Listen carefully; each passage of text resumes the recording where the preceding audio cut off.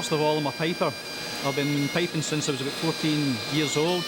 I currently play with the Strathclyde Police Pipe Band, and I have done for the last 5-6 years.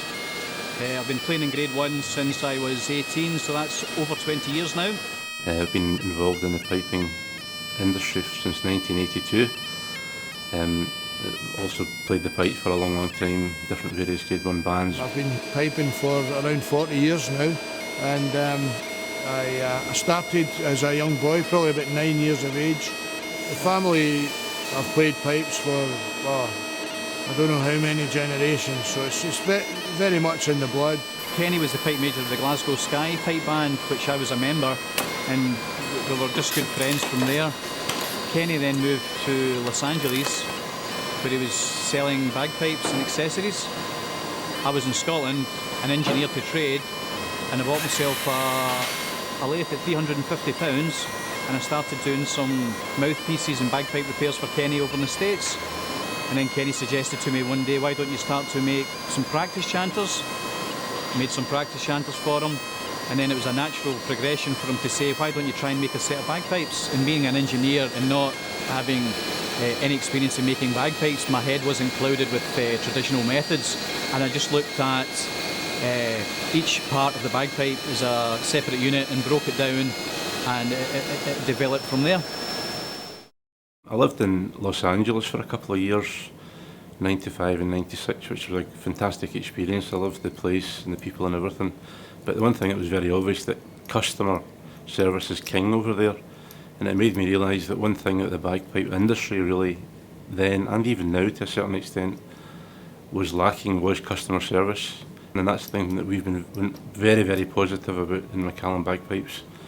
The thing to do is to sort out any problems very quickly, because generally speaking, it tends to be newer pipers that are buying the instrument who really don't know their way around the instrument, and it's good to back them up as quickly as you can and as efficiently as you can with any problems they encounter. We're producing just now about 10 different models of bagpipes, but within that 10 model of bagpipes there's so many different variations with imitation ivory mounts, horn mounts, Mopani, African blackwood. We have 6 different engraving patterns: Celtic thistle, zoomorphic, Irish, and so on. There's so many different styles of bags, bag cover, cords, and we can even do personalised engraving, you know, someone's name on a stock ferrule or a presentation chanter. CNC machines are computerised turning and milling machines. They're used to speed up the process, to make things much more consistent. They're deadly accurate. They're accurate within maybe 1/100 of a millimetre. This is the raw material. This is the African blackwood. It comes to us in a 14-piece set in square blocks. First operation that we would do was to turn it till it's round state. The only real reason we do that is really to make it much more manageable to handle in the machines. Then we would bore the hole through the centre, and we would put it in our wood store to let the wood stabilise. Then we would go on to the next stage. We would do a roughing profile. This is really just to allow the wood to dry out, and then we would season it for a further period of time. Then, using our CNC machines, we would take it to a further profile. This is much more to the finished profile before the final stage of combing and beading, which is all done by hand.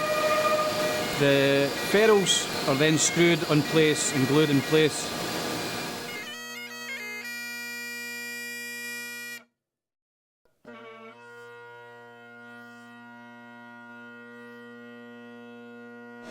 I was approached by Kenny McLeod a few years ago. He really wanted to develop a solo chanter. To be honest, the level I'm at, I need the chanter to be good, because you need all the tools in your locker to be able to win something. The development of the chanter is a very delicate thing. You can make one tiny change which makes the chanter better in some areas, and you think, well, that's going to make it better, and then, but for some reason, something else deteriorates. So it was a process of back and forth. On the Lochaber Gathering weekend, I played on the Friday night, didn't let on to anyone that I was playing something different. Not to deceive anyone, but I just didn't want that to be a factor in the judgment in any way. And lo and behold, I won the March and the Spain Reel that night. So that was a huge boost for me. Sometimes when you get a new chanter, some of the notes can be flat. So what we did deliberately was make some of the notes slightly sharper. We wanted to do that so that we could put a bit of tape on each note, especially in the top hand. That aids you to, first of all, be able to use a new reed without having to play it and it's got flat notes. I like personally to have tape on every note from the C up the way to the high A, which is the back note. It allows me to have adjustability for every note. If you're not able to flatten a note off, i.e. there's no tape on the note, then you only have one option: play the note flat or start carving the holes. And I didn't want really have a piper to buy a new chanter and then have to carve the holes out. I play every one of them in my pipes.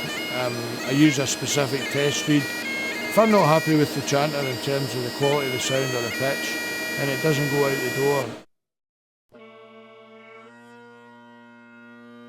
If someone's buying a set of bagpipes, I don't think there's any better place to come than McCallum's. The product is developed, tested and played by some of the best pipers in the world. It's developed by some of the best pipers in the world. We've been working with Fred Morrison for quite a long time.